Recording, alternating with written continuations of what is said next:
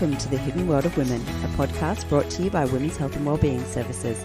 My name is Emma and I'll be your host for today's episode. It's Pride Month here in Western Australia, and I really wanted to time this episode to come out to coincide with Pride Month.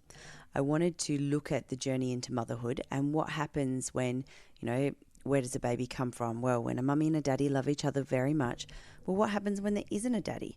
So I really wanted to try and make this episode line up with Pride Month, and really great that we were able to do that. I'm really fortunate that Sam and Kelly, who were my guests for this interview, were really open and sharing. I think that they also come from the Billy Connolly School of Storytelling, in that when we start a story, sort of goes around in circles, and at some point somebody sort of reminds us where we started and where we were heading, and then we finish the story. So because of that, the episode went a little bit longer than we had intended. So we were saying that the episode should be somewhere between 45 minutes and an hour, and we recorded for about 2.5 hours. So lots of conversations and lots of parts where we dipped into areas that we hadn't necessarily intended to. So what I've done is, rather than having a 2-hour episode, I've instead cut it down into 2 episodes. So the first part of this episode, which is tonight's episode, is around Sam and Kelly's actual journey into motherhood and everything they went through in order to become mum and mumma. And then in the next episode, that will be the follow-on to that, and the conversations around their parenting journey, and where we really go off script and really kind of dig into some of the other elements of life that we perhaps hadn't intended to talk about, but I really appreciate them being so open and sharing so much and so freely. So thank you very much. And this is the first where we've split it into 2 parts. So stick with us for this episode and the next episode where we talk to Sam and Kelly. So today's episode is going to be slightly different. Normally I'm joined by one amazing woman, and today I am so very fortunate to be joined by 2 amazing women and 2 of their dogs. So today joining me, I've got Kelly Pilgram-Byrne. So Kelly had a career I think Kelly's actually probably had many careers, but she had a career working at a university and then had a midlife crisis at 45 to become a professional photographer. And Sam Pilgram-Byrne didn't wait for that same midlife crisis before she left her role at the university. And Sam's gone on to run a home dog boarding business. And that's really exciting because they have dogs come into their home rather than being kennelled, and they sleep on their beds and they eat their furniture and they destroy all the toilet rolls and all the things that go with having sometimes up to, 14 dogs in your house? Has been. We're not going there now. We're not doing that anymore. We've scaled back considerably. Yes. Yeah. So I've heard that before. Yep. And so that we are also joined by Kenzie and Eric. So a little bit more about Sam and Kelly. They have been together for 27 years. Ooh. They've been married for only 3 years. And they've been married for only 3 years because Australian government was more than a little bit slow and very embarrassing, and only made same-sex marriages legal 3 years ago. And they are both amazing mums, mumma and mum, to their non-binary 14-year-old child, Alex. So thank you so much for both of you joining me today. You're welcome. It's very brave of you. Brave of you. Yeah. I agree. I think it is quite brave of me. I'll try to get a word in each one. I need to get it in now, Sam. I do need to point out I have a dog on my knee who's panting right next to the microphone. Yeah, that'll be perfect. Awesome.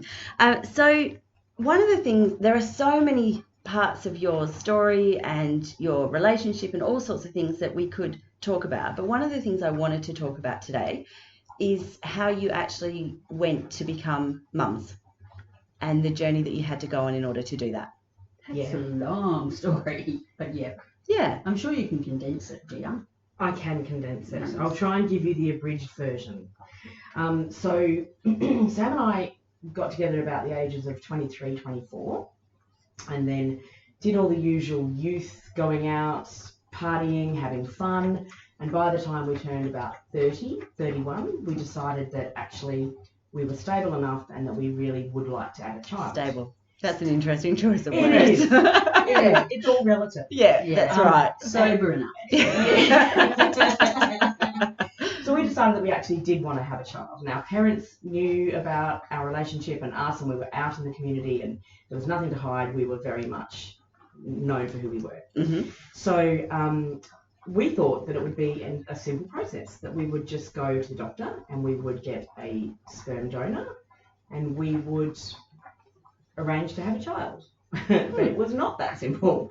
We discovered very, very quickly, because we did not know that it was not legal. I'm just going to say that actually doesn't sound very simple to me. I had 3 children a much simpler way.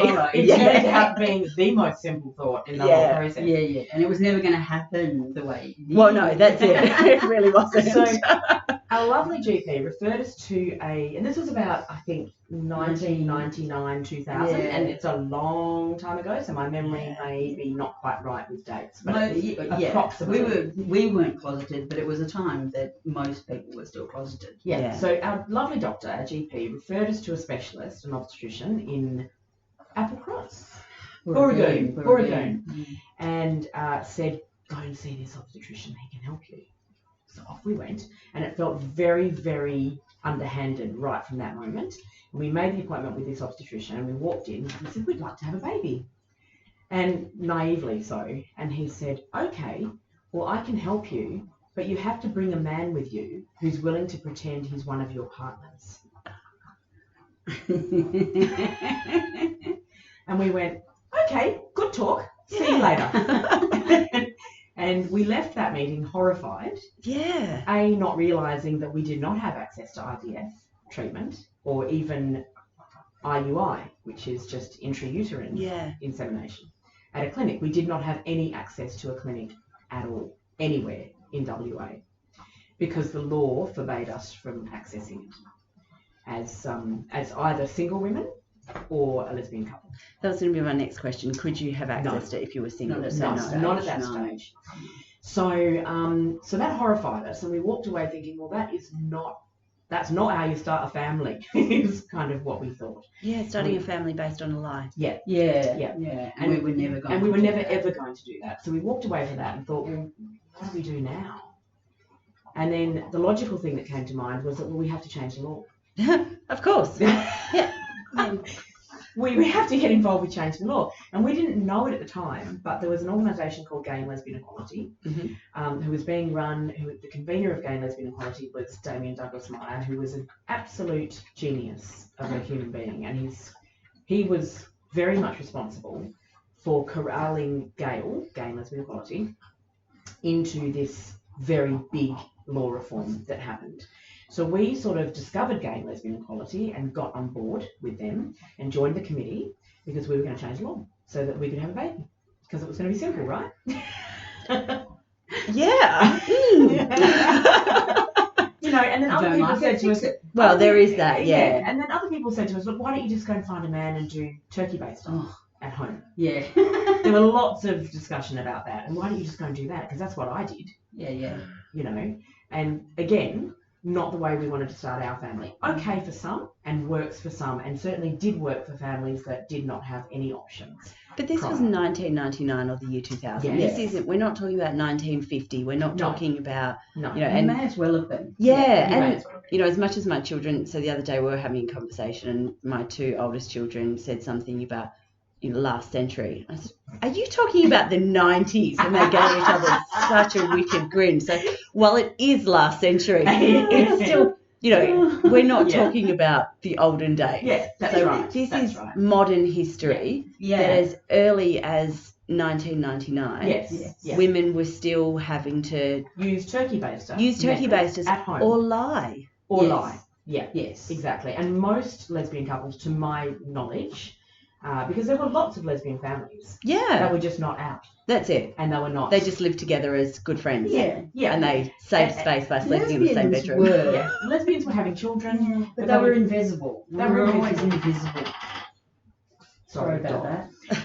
What does that feel like to be invisible?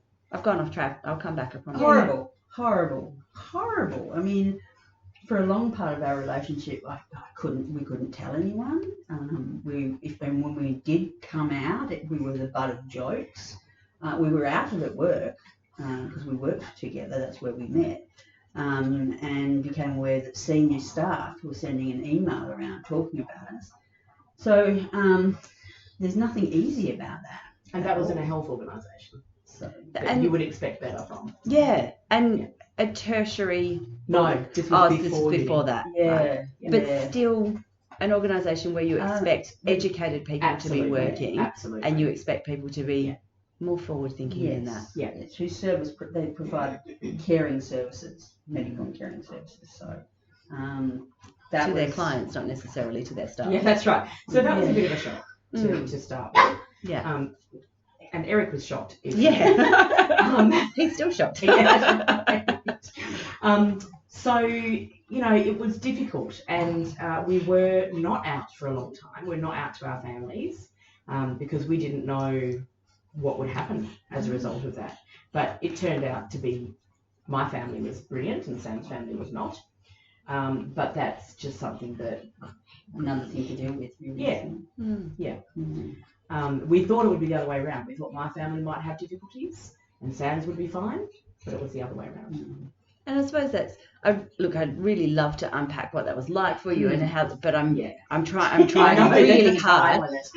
But I suppose that something to take from that is that you actually don't know how people are going to react. No, You don't. no. And it's often the people who you think are going to be Yeah. really closed-minded. Not saying that you thought your parents were going to be Yeah. closed-minded, but it's often the people who you think are going to be 100%. they're the ones who are really accepting, and Yeah. the ones who you think, oh, you're so Yeah. open, you're so, and then you think, oh wow, and that's what we're experiencing from you. Yeah. Yes. The one thing that you can absolutely be guaranteed of is that you'll be surprised. Yeah.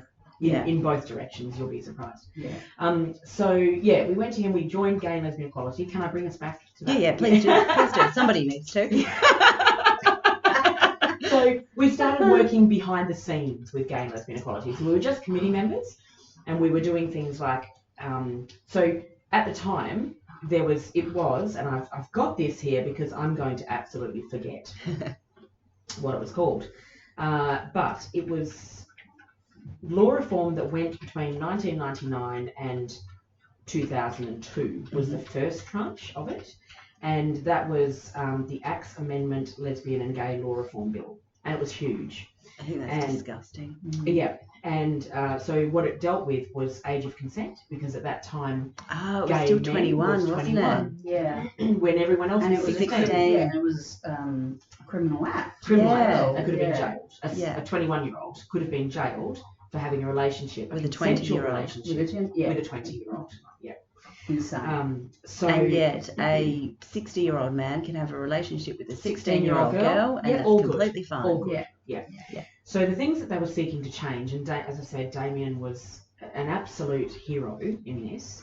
The things that they were seeking to change were age of consent, Equal Opportunity Act, adoption, and IVF. Because at the time we were allowed to foster children, but we were not good enough to adopt them. Or have your own. Or have our own. Yeah. Through means that were legal. So the women that came before us, they might do it themselves with turkey bases or whatever in their own homes, but none of it was legal. Yeah. So all they could get was a stat dec from the man who was donating saying, I agree not to take this child off you. And there were well documented cases in the US I remember one in particular, I can't remember the details, of a lesbian couple who had a child with a man who ended up being sent to prison for something quite serious. When he came out of prison, he decided he wanted custody of the child, and I think the child was 11 by that stage, and he got custody of the child, full custody of the child. Oh my God. Yeah, because at that stage, He was the legal father. Well, he was the legal father, but also I'm imagining that at that stage being gay was considered such a heinous act that being in prison was better. Well, that's it. Yeah. And imagine that, being a convicted felon, being seen by society to be As a more stable parent than a gay mother. Yeah. That was actually, I remember as we were talking, it was one of, like, that sort of scenario was one of the things why we weren't prepared to do any sort of underhand or anything, stuff, because it meant that we wouldn't have solid watertight. Because of course, because when you access a clinic it's done in such a way that you access the counselling services, and the man signs away his rights. Yeah. So even if it's a known donor that you take there yourselves, he still signs away his rights, so that you can have whatever relationship you agree to personally with him. But if push comes to shove, and years down the track he goes, well, I want custody. He can't. Well, there's no legal rights to that. So it was really important that we had these rights in WA. So they were the main, and there was a host of other ones as well. And through the Equal Opportunity Act, there were lots that spilled out from that. But they were the main ones. Anyway, so we got involved. We got involved in letter writing campaigns. So there was and I'll call them the nasty Christian right, because I don't believe that all Christians feel this way. But the ones that were against us at the time were very, very nasty. Yeah, they're pretty venomous, actually. They were very venomous. And my very lovely grandmother-in-law, my husband's grandmother, had a lovely saying that was, going to church doesn't make you a Christian any more than standing on a street corner makes you a lamppost. Yes. So absolutely. I think just because you go to church and you might read the Bible doesn't make you a Christian. Right. So we were up against the very, very right-wing Christians who thought that it was all hell and brimstone that we were trying to do, and they would appear, in the paper against us, and with the headlines, you only need to go back and search for them. But the headlines were atrocious, like the gay men are going to take my babies. The gay men, the pedophiles are going to target my son. All this kind of stuff, none of which is actually true. A pedophile is a pedophile. It is a criminal act, as opposed to, 21-year-olds engaging in consensual relationships. So, or 16-year-olds. So anyway, so it was very nasty. We got death threats in the mail. We got all kinds of things, happening, because we didn't know we were going to be quite so visible. And so... so how did you become so visible? Well, we became more visible later. So the first bit was just we were behind the scenes. Yeah. We were doing letter writing campaigns, and if someone wrote a letter to the newspaper, we would have 10 or 20 people on standby to respond to that letter. In a very calm, rational, non-angry way, with facts.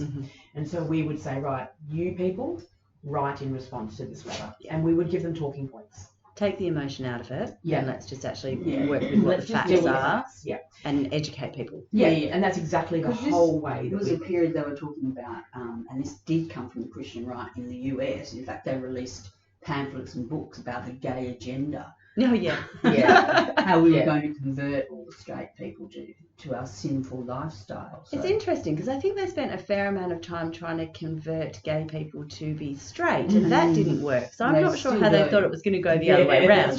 That's right. Give it a fair crack. Exactly. I think it's called hypocrisy. I've heard of that word. So we were involved in that, and then it was all very, very. It was the McGuinty. They were loosely called the McGuinty reforms. So it was Jim McGuinty, who was the Attorney General at the time, under Jeff Gallagher. Thank you. So he was at the head, and we called it the McGuinty reforms. And so McGuinty championed these reforms, and he went in hard. And if you look at Hansard from those times, from like 2002. And for people who don't know what Hansard is, yes, Hansard is a literal record of what is said in Parliament. Both upper house and lower house. I just learned that a month ago. So we learned it a few years ago. Sadly. But it was horrific. Some of the things, like Peter Foss at the time, in the opposition. Which I wouldn't even repeat. So we're not even going to repeat them because they're so offensive and so horrible. But we made it our mission to sit in that gallery and listen to as much debate as we could. Well, and make them be aware. And make them be aware that we were holding them listening. We were holding them accountable. How did that feel? Awful. Horrific.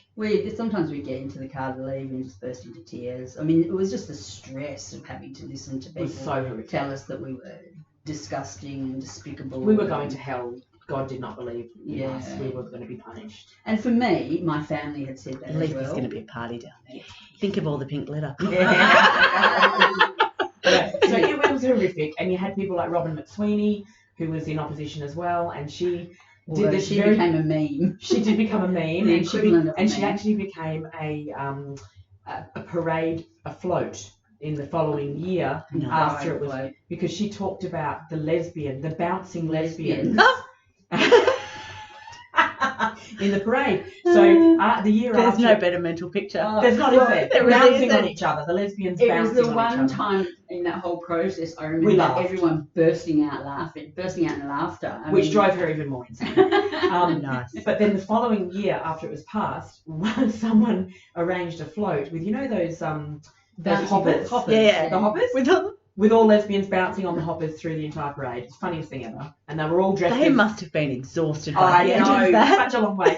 And they were all dressed like Robin McSweeney. It was the best thing ever. Yeah. And so that joke has become a joke that's stood the test of time. So we got involved in that. It eventually passed in 2002 and was made law. And we got just about all of them through. We had to compromise on religious exemptions. We had to compromise on that to be able to get everything else through. So there were a few compromises, but we went, you know what? It's mostly there. Let's get this battle through. for the future. Let's get this through now. And that battle for the future is still happening. It's still happening. That's happening now. Yeah. And so I'm a marriage celebrant. Yes. And when it became legal that we could do same-sex marriages, I actually got a letter through asking did I want to access the religious exemption so that I was not obligated to perform same-sex marriages. So that came from the government. That came from the government. So proactively they were saying, wow. Yeah. It was after all the excitement about gay marriage becoming legal and what that meant, same-sex marriage, becoming legal, what that meant, and then to get this, it was actually just such a downer. It really was. Yeah. So just, and that's 3 years ago, but we're still seeing that now, and that's 21 years after. Yeah. Every time 19 years after we start to celebrate about our wins, there's that little kickback that you go, oh, but we haven't quite done that yet. Yeah. It's the same though with the things around feminism, isn't it? How far have we come? But there's still the between 9 and 25% pay gap, and the glass ceiling's still there. So you look at it objectively, even, and it's insane. Yeah. So So I think definitely though, on the grand scheme of things, celebrate the wins. Yes. Like that's amazing. 100%. And we do. So really that, well. So that hard. that night, but we don't drink anymore. No, we don't. No. So that night that it passed in 2002, it might have been 2001, and it was enacted in 2002. But anyway, we did the all-night sitting. So they sat all night to get this legislation through in the lower house, and we sat up with Giz Watson from the Greens in the... I've got goosebumps because I can just imagine what it must have been like. It was, I'm getting goosebumps again now just thinking about it. And we sort of were sleeping on and off in the... Lying on the bench. Uncomfortable benches. Oh, those benches are awful. They're terrible. Yeah. But we were Not up lovely. there. I know, but there's this very small group of us that were up there all night. That refused to move. We wanted to see it through, and we were part of that. And it was the most incredible thing. And so we walked out, it passed, everybody erupted into cheers. And of course, well, not everybody, cheers and people tears. on our side. Yeah.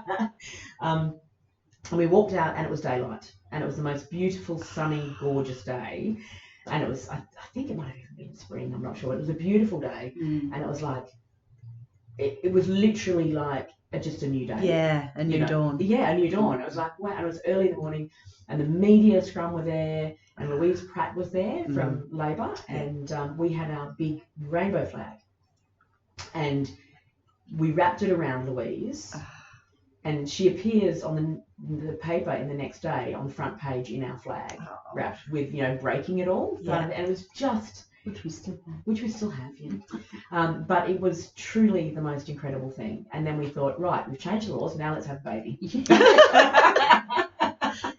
One girl sleep first, okay? With Kel's usual determination, I'll make an appointment tomorrow. I'm like, hon, I haven't slept for 3 days. Can we please have a night's sleep? So then I discovered that actually it wasn't enacted yet, and I had to wait. Oh, so you had how long to sleep in between? Time off. Yeah. So once it was enacted, we immediately, because we'd already been known to Concept, because we made inquiries to them. But as soon as we knew it was going to pass, we rang and we registered. And we went in and we had our first appointment. Yes. And they were lovely. Oh, They God. were really, really Oh, lovely. they were we awesome. cannot fault anything that Concept did. They were absolutely amazing. And it was when they were still at King Eddie. So a long time ago. And when you'd be sitting there having blood taken, and there was like 4 couples in the room. Like there were, within 2 years there were like 30 people. Yeah, wow. Yeah, They're sort of huge. Yeah, it's weird. Anyway, so we decided that I would try first because I was the one that really wanted to carry a child, and Sam was like, and also because my family. Was and my family was most supportive, right? Yeah. My family were asses, but So we had to wait for it to be enacted. Once it was enacted, we got put on their donor wait list. Now, because we didn't have a known donor at this point. Now, didn't even think about a known donor. we didn't. We were just happy to be able to access a clinic, right? So a part of accessing a clinic is going along and having psychological appointments and counselling Oh sessions. my God, and you passed? I know. To this day, we don't know how. But so we went and did all that. I should preface this with, I have known you for a little while. Yeah. I wouldn't do this if this was the first time I was meeting you. Which is the truth. So we signed up. We were on the wait list, and we waited for 2.5 years. Oh my God. Because Initially, on the forms, men or donors could tick wow. single women and lesbians. say that they Or say wouldn't no. donate, to single women or They lesbians. were given the choice. So it was actually on the form. Oh, wow. Yeah. So it took 2.5 years before one single man decided he would donate to single women and lesbians. And then you had to split that between all of you. Yeah. Essentially. Then we panicked because that's exactly what we thought. Was like, how many other people are Yeah. we were like, Oh. So it took us, I think we signed up at about 34. 34. Yeah. I was 34. Yeah. And because it had taken us that long to get there, And so, we signed up at 32. Signed up at 32, got the call at 34 to say we've got a donor. And I'm like, I'm expecting a list of donors that I can choose, perhaps some characteristics. Oh no, there's one donor. The characteristic is male and has sperm. That essentially was it. And they sent through the form and I went, okay, this is exciting, but weird. Yeah. All at the same time. So we said yes. You see it like in American movies and they've got like a catalogue and they're going through picking. We got one form. And at that time, no identifying anything. So also the law at the time was just blonde hair, blue eyes. That was it. So no health information. No. You found out what his occupation was, I think, and that was it, really. And so no choice beyond that. And then worse still, that we discovered was worse still, was that at the time the law did not allow for donor children to access information about their donors at the age of 16, like they currently do. So that was changed later. Yeah. So when we accessed it, any child we had, that would be an unknown donor for life. Right? So we started the process quickly to discover that I had very serious issues in terms of endometriosis. And I was having great problems falling pregnant, which, looking back is probably a godsend, to be honest, because we were unable to fall pregnant. So during the whole process, we had about 45 rounds of IVF. So you went with the one donor that was available? Yeah, because we didn't know of any other, no other options. Yeah. So we went with that initially, and I tried first, and I had 7 miscarriages in between starting and the end of the process. And it was sort of as that was happening that... So how long do you have to wait in between miscarriages before you can go for another round? A couple of cycles, if you do a full cycle. So I pretty much did them back to back wherever I could.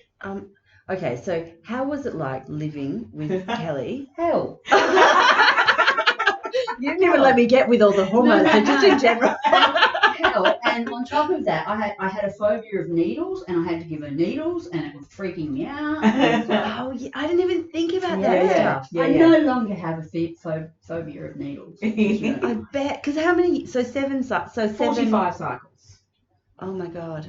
Between us. So I did about 40 of those, and Sam ended up doing 5. I'm commonly referred to as what's known as a breeder.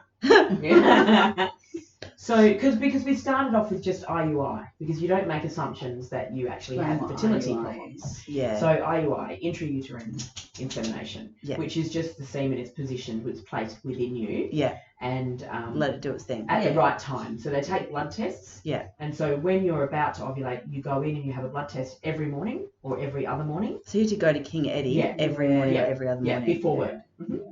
Yeah, for 4 years. Work was pretty amazing at that respect. Anyway, so we would do that, and I'm just kind of going like all of this sinking in. That's horrific. It was horrific. Yes, it was.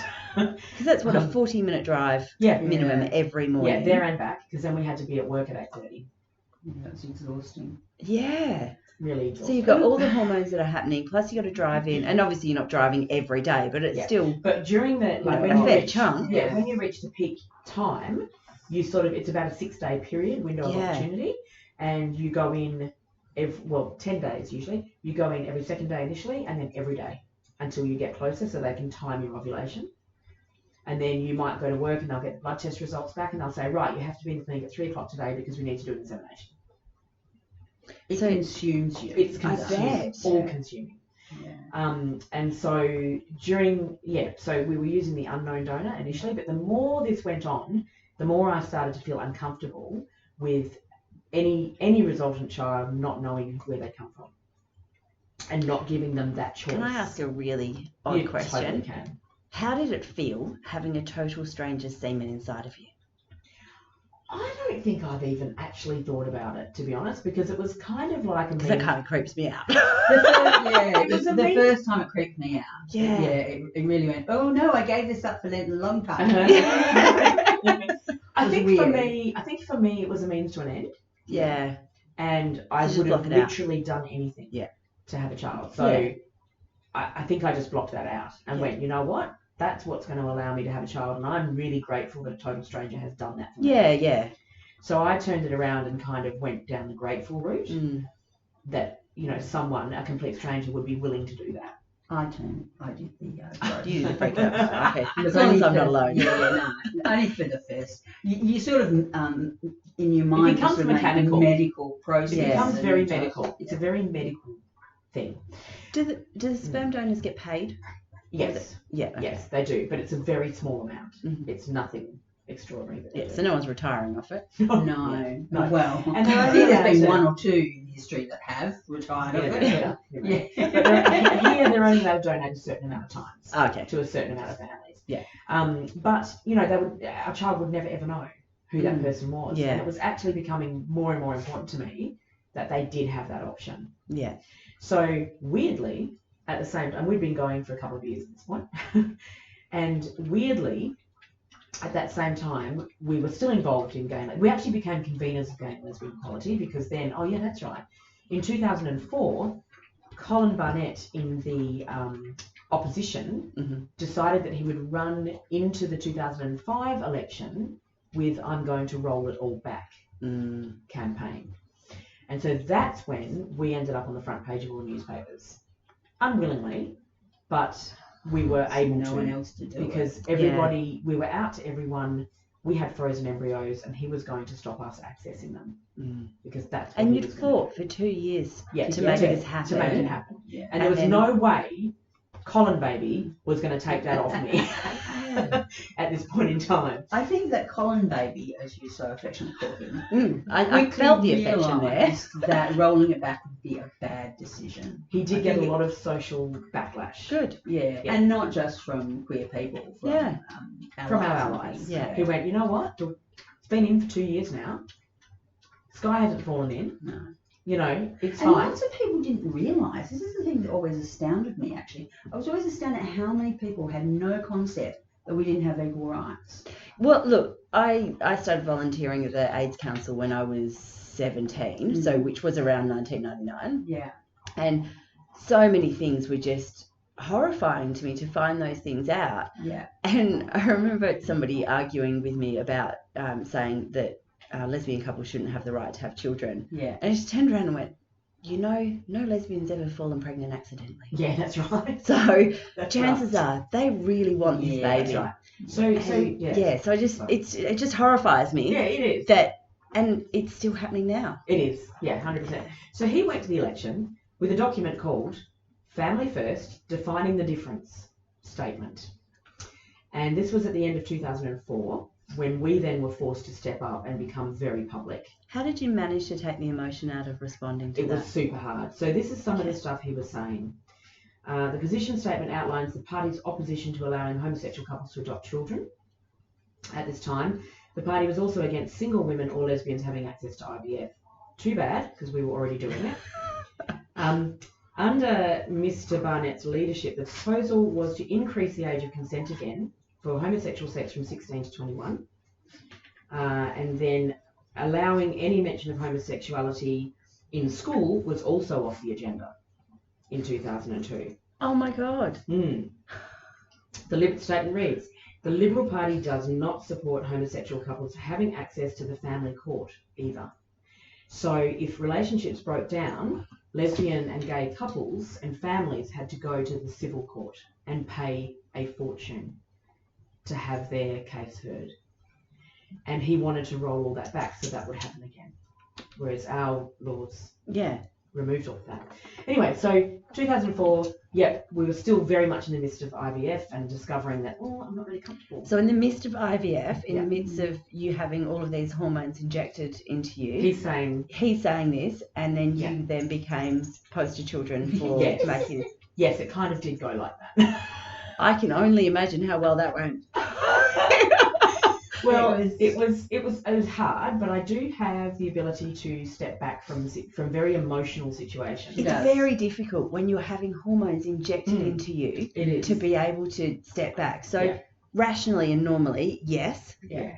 But when you're being literally pumped full of hormones. Even without hormones, I wanted to punch someone in the face. Yes. I was so angry. Well, just hearing that, I want to swear, and it's not impacting me. So I sort of between crying and so angry I wanted to punch someone. It was just inconceivable, wasn't it? Yeah, it was. So then we were on the front page of everything. The Sunday Times, the West, we were doing hearings, like public hearings. Yeah. And it was Human Rights. We appeared before the Human Rights Commission. We appeared before them and told our story. And hi, that's Kenzie. And so it was a very hectic time. Very hectic time, but it was absolutely the time that we had to stay calm about it. Can you stop talking, please? It was 100% the time that we needed to stay calm. Yeah.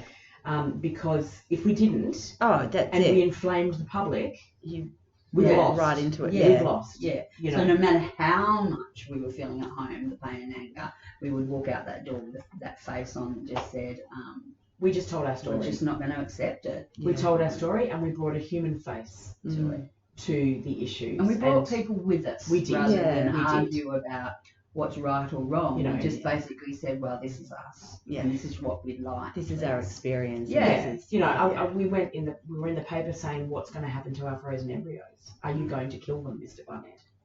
Oh. Because that's essentially what he was saying he was going to do.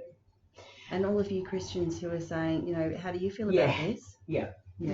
Where's your pro-life? That's it. Where's your pro-life rhetoric now? Yeah. So it was horrific, but I was not. There was no way that we were coming that far as a community, and I was going to lay down and go, oh yeah, sure, roll it back. Feel free to make decisions about my entire life. And anyone who knows Kelly, don't say no. So we made an appointment. We were conveners of gay and lesbian equality then as well. So we'd stepped up with Rod Swift, who's now over East. And I rang Colin Barnett's office and spoke to his secretary and befriended her and asked for an appointment. And we got one. Oh, yeah. Yes, it was. And that was exactly how we felt. We got one. I wasn't actually expecting. No. But we got one. And he heard us out. And we went in and we had a very civil discussion with him. And he, told us that personally he does not agree with us having children. I said, okay, well, good talk. But too bad. Yeah. Because it's going to happen. And we've got a loving home. We've got a loving family. And we've got a loving extended network of friends and family who are going to love this child. It was a bizarre conversation. It was bizarre. On one hand, he was saying, I'm aware of you. I'm aware of your work. I really, I respect what you're doing. And on the other hand, he's saying, personally, I don't agree with any of it. You can't have children. It was a very dynamic. weird. Yeah. Anyway, but I felt glad that we'd had the opportunity to go and talk to him on a one-on-one basis and say what we felt. Yeah. You know, and how it was actually affecting real people. And we took not just our example, but we took other examples with us as to how it was affecting real people. And that was the key. It was real people with their real examples of how it was affecting their lives and their children's lives. And so he didn't get elected. What a shame. And you know, they did remove it though from their platform. They did. So we got a lot of pressure put on them, a lot of pressure. And that had nothing to do with us. It had everything to do with the public. With the public combining of people. Yeah, the allies, they all came forward and said, "Don't be so ridiculous. Yeah, this has been happening for 2 years. It's fine. Let them be." Yeah. And then he became, you know, a bit of the devil kind of thing, and he had a big backlash against him, and they withdrew that from their platform. Yeah, just going to the election, but they didn't get elected anyway. So we pushed on. Here we go again. Yep. We pushed on, and in that pushing on, during that phase, we actually had someone from Tasmania who we knew on the periphery come over here, who was very involved in gay and lesbian law reform and had been for 30 years, a long time. And he came over here, and we'd known him through gay and lesbian equality, but we actually sat down and had a breakfast meeting with him, and we just hit it off. He was an absolute delight. And when he went back, I said to Sam, you know what? I'm not really comfortable with this unknown donor thing anymore. And if we could choose a donor, how good would he be if we could choose to have a father for our child or a donor for our child? Yeah. How do you think you had that conversation? That's exactly the question that I was about to ask. Well, Kelly will tell you. Yeah. So I said to Sam, what do you think? And Sam said that would be amazing if we could do that. That'd be amazing, but Bag's not talking to him about it. No way. He was and still is one of my heroes. Yeah. I mean, he really is. Without this, he's an incredible human being. So I rang him and I said, so, you know, hypothetically speaking, and I did actually say that, if we were to ask you to be our donor, what might you say? And he said, well, hypothetically, I would say I would have to think about it. I said, good, can you do that? And so we was all very civil, and we decided that he would think about it, and we would give him as much time as he needed to carefully and properly consider it. Yeah. Because being in another state as well, that opened up another panic, you know. Yeah, we had, you know, he had a lot of questions. So we kind of stopped. We had like a little bit of a break using the unknown donor. Yes. Like a 3-month break. Yeah. And then 3 months later, he came back to us and he rang and he said, I've thought about it and it would be a privilege. Oh. Yeah. And so we kind of went, oh my God, oh my God, oh my God. And then we had to do all sorts of things, like fly him over here. Yeah. Because we needed to do individual counselling again, and then he had to do individual counselling, and then we had to do counselling as a family unit or group, and I use inverted commas with that, to make sure that we had all thought about any issues that... Oh, sorry. Guys, you're interrupting us again. How to break the mood. And so, you know, we had to fly him over and all of that had to happen.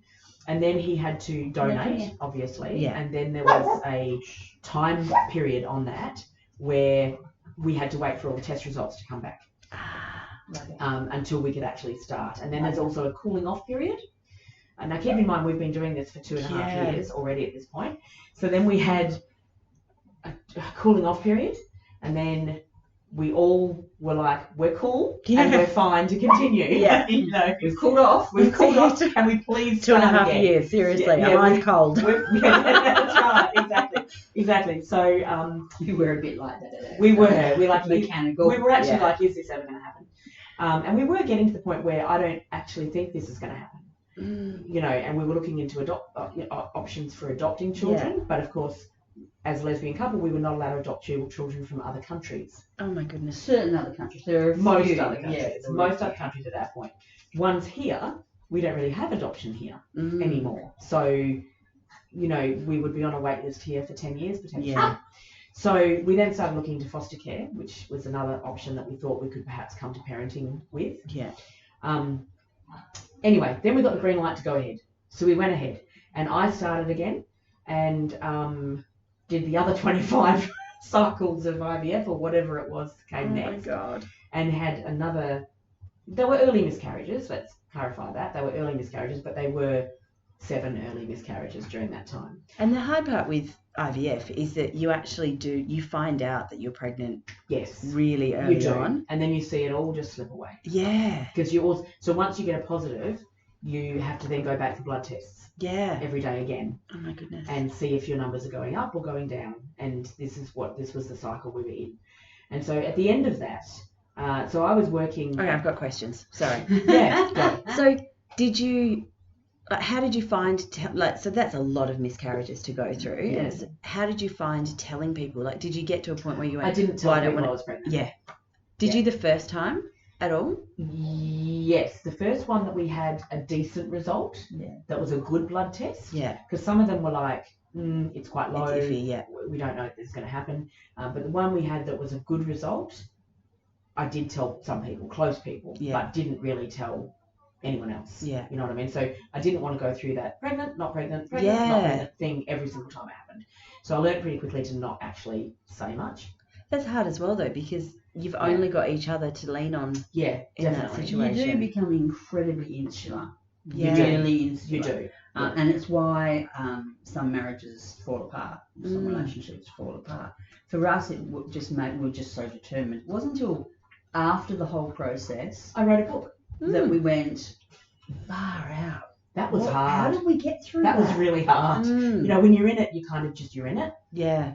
And you're so determined that this is the end goal that you just are in it and you keep going with whatever it takes. I did get to a point though, so I was working at one of the universities and I had my own office at the time because I was a senior admin person. And I had the most beautiful boss at the time and he knew I was doing this and allowed me to do it. I used to shut my door every lunchtime and sleep on the floor. Oh, nice. Just sleep on the floor for my lunch break, and then get up and keep going with the day because it was exhausting. And then by the end of it, once I'd had that final miscarriage, I just went, you know what? I can't do this. We went and had me looked at. Yeah, So well, I that's thought, right. yeah, I thought I had endometriosis based on heavy periods. And everyone kept saying, no, don't worry about it. No one really does, Yeah. Anyway, so an obstetrician who ended up being our obstetrician, he decided to actually do an investigation. And he said, if you have, I'll remove whatever I can, and then that might make it easy to continue. So he went in and then called Sam He in. rang me before Cal was even awake and said, I'm so sorry, but it's too extensive to even remove. I can't remove any of it. And there's no chance that she's going to fall pregnant. Oh my God. Yeah. 45 cycles Yes, and there was no chance. Yeah. What did that do for you? Well, it made us broke. Yeah, because it's not cheap. And then we've got to go fund. No. We should actually. That's the thing now, isn't it? We should. Yeah. So it was devastating, but also conclusive in terms of, well, okay, if that is the response. You think, why didn't somebody do something Yes. after the Yes. fifth cycle? Yes. Not after. We asked. how We many asked. years? We did pushed ask. and asked. Yeah. And And they all kind of said, oh, no, there wouldn't be anything wrong. No. It's just, Oh, you got X-ray eyes, have because you? my We can tell. because my eggs and my embryos were fine. They were fine. And In the that's- petri dish, yeah. I just couldn't carry them. Sadly, you can't grow a baby in a petri dish. No. That's right. Yes. I really wish you could. unfortunate, yeah. Really wish you could. Me too. Be So- a lot easier getting them out. Yep. Right. Take the lid off. Yeah. So at that point, I kind of went, right, I'm done now. Yeah. I said, I said to But Sam, we had to get to that point. I didn't want Kel to ever regret Yeah. and think that we hadn't done everything. everything humanly Yeah. possible. So at that point, I went, you know what? We have done everything we could possibly do to make this happen, and it's just not going to happen with me. So, spare womb. Got to have some benefits. Great, isn't it? Yeah. You can discriminate against me, but you But- can't take my womb away. So in goes Sam, and she starts trying. And they made arrangements so that we could use our same known donor, Yeah. Sam, right? Because we'd all done the counselling, so we'd sort of done all that in preparation just in case. So you took, I think, 6 months. Yes. 6 months of cycles, so maybe 3. I think on the 3rd cycle, Sam fell pregnant. And then it was like... It was amazing. Oh my God. In fact, though, I was at work. You were home that day. I don't know why you were I was home. And you got the call, and then you rang me and said, You're pregnant. Can we swear? Yeah, of course. You said, you're fucking pregnant. And I went, how the fuck did that happen? I actually said that to the lady at the clinic. Yeah. When she said, she's pregnant, I said, how the fuck did that happen? Yes. Just by this point, you're on first name basis, like you're inviting them around for Christmas. They're still friends. Some of them came to our wedding. Yeah, you know, I'm getting to that story at the end. Yeah, Still makes me cry. Yeah. So beautiful people, absolutely beautiful people. And so we were on our way then, and now that person is 14. Yeah. And has contact with their donor dad, and we've been over there and we've visited him and his family and his mum and his sister and he's come here. They visited here. So, and we know that Alex will always have open arms there whenever they want to, if they want to. It's so interesting when you see them together. They're so connected. Yeah. You know, even though they don't have a lot of time with each other, when they are there's together, a definite connection. Yeah, they're really connected. It's really good. Which is lovely. And because we've been open right from the beginning with Alex about their conception, about how they were born, about everything, there's been absolutely no anger or angst from them. Yeah. Because their story has been told openly to them from the start. Mm. Has Alex ever had any issue with the fact that there was so much publicity about it? So, you know, not many kids have to deal with the fact, you know, their conception being plastered all over the newspaper. Yeah. You know, and I can't imagine that Alex would have any issue with it. But... No, in fact, they haven't really spoken about it. We've got all of the newspaper articles and everything. Yeah. I honestly feel that because we're just, have verbal diarrhea most of the time anyway. We couldn't not be open and honest about what our lives have been. Also, we want the child to know how hard it was for us. Yeah. No, I'm joking. No, exactly. That's it. You need to know that this is the amount of debt we got into. Yeah, that's right. Your first job, we're taking half every week to pay until back you retire. So Alex is very pragmatic. Like, we have a lot of conversations around, everything. We do. But certainly they've grown up from the word go, knowing they have 2 mums. Yeah. Like, I remember in daycare, there was a little boy. They must have been 3 or 4, and he made fun of her, saying, "I have a mum and them." Sorry, my apologies. I've got a mum and dad, and you don't. And you don't have a dad. And Alex said, "I have 2 mums and a dad." So there. The carer overheard it. He said, this little boy's face just dropped. And I'm sure he wished that he had 2 mums and a dad too. Well, yeah. She was amazing at 3. Yeah. I know. Well, no, I don't think Alex would necessarily agree with that because, we've been there, done that. Yeah. So they can't get away with anything, even if they wanted to. But they're such a good kid, aren't they? Oh, they're amazing. They're our Sapphies. I mean, the reference, absolutely so fabulous. So we were in the paper with Alex. So when Alex was 3 months old at Christmas time, she was about a baby. We're about 3 months old, and even before that, when they were born, we came home, and it was and it was knowledge that they had been born, and we had all the media arrive at our front door the day after we got home. Yeah, it was like Princess Kate. It was really weird. So they were knocking on the door at like 7 o'clock in the morning. Hi, we hear that your little person's here. Can we please do a story? It's such a positive story. No, we've only just got home, and no. And so then that was a newspaper, and then we had like Today Tonight knocking at the door with a reporter. Can we come and do a story? No. Because you're always at your best at 7 o'clock in the morning the day after you come home from hospital. We're not interested in doing any television at all, ever. And then we had one of the other shows, like Not Today Tonight or whatever the competing one was at the time, knock on the door. Oh, have they been? Because if they've offered you money, we'll offer you more. They've offered me. How much was the? Yeah. I said, no, we're not for sale, and we're not doing a television story, right? Because that was the one thing I put my foot down with was television. It wasn't like we actually enjoyed being in the media. We didn't. Yeah. We hated it. I hated it, but it was a means to an end. I felt and we were the ones that could do it because we were out. You know, we weren't scared. So then at 3 months, we actually did invite a particular journalist who had been lovely to us throughout this entire process, and she was with the West. And we invited her to do a story on us when Alex was 3 months old. And she was very respectful. She was lovely, very respectful, very lovely. So we invited her to do a story. And so they came to the home, and Mum was in that story as well. And so Mum came and had a photo with us and Alex at 3 months on our front, lounge. And they did a really lovely Christmas story about the arrival of Alex and how it had been such a long time coming. And must have actually felt like a Christmas miracle. Really did. Yeah. Really did. Because by this point, how old were you?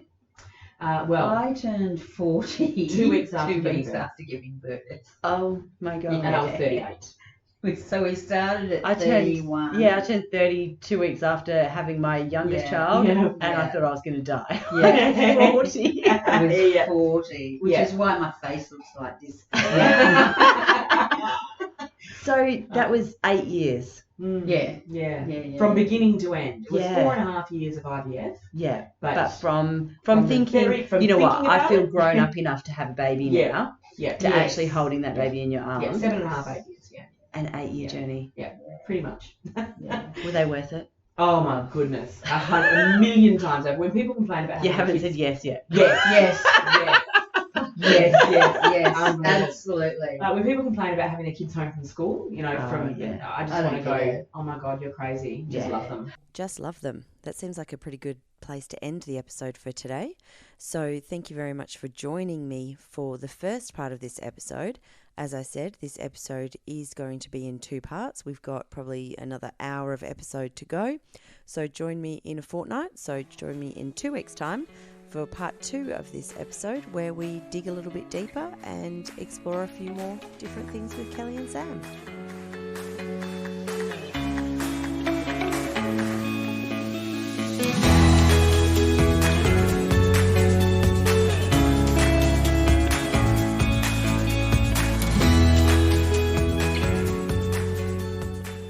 Thank you for joining me for today's episode of A Hidden World of Women, a podcast brought to you by Women's Health and Wellbeing Services. For more information on the services we offer, head to whws.org.au or Women's Health and Wellbeing Services on YouTube and social media. Looking forward to the next episode where we uncover the hidden world of women.